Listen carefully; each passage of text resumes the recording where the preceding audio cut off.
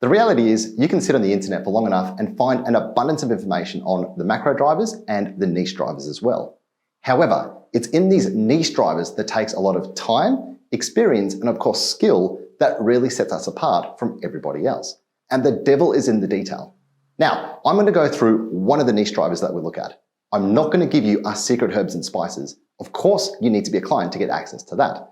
That one niche driver I want to focus on is the land of any acquisition. One of the biggest mistakes I see people making is only focusing on the land size. For us, that's a big no-no. There are so many other things that you need to look at as well. One of them is the street frontage. The frontage will determine what type of property you can physically build. What are the setback requirements? Can you build a house right close to the front road? Or can you zero a lot on the left-hand side? Or what are the setback requirements on the back boundary? All of these need to be taken into consideration. Are there any easements on the block?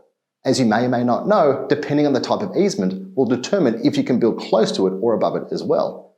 What's the aspect of the block? Is the block itself level? If it's not, what other considerations do you need to factor in terms of bench and retaining? What driveway requirements are you going to have to do as a result of not having a level block? All of this adds cost. What is the soil type of the actual block of land? We need to have a look at the class, the classification, and the compaction of the soil that is actually in the ground. All of these have an impact on the cost, which has an impact on your profit as well. Can you maximize the building pad? Are you going to be able to build a 4-bed, 2-bath, 2-car home? Or based on the building pad, can you actually design an 8-bed, 4-bath, 2-car duplex, which of course can be subdivided on completion? What are the town planning requirements? What are the covenant approvals for the actual developer? What are the sundial calculations? As you may or may not know, if you're developing a duplex, you have to have a minimum amount of sunlight hours in the backyard. What are the open space ratios? What are the bushfire attack levels? What are the acoustics? What are the basics?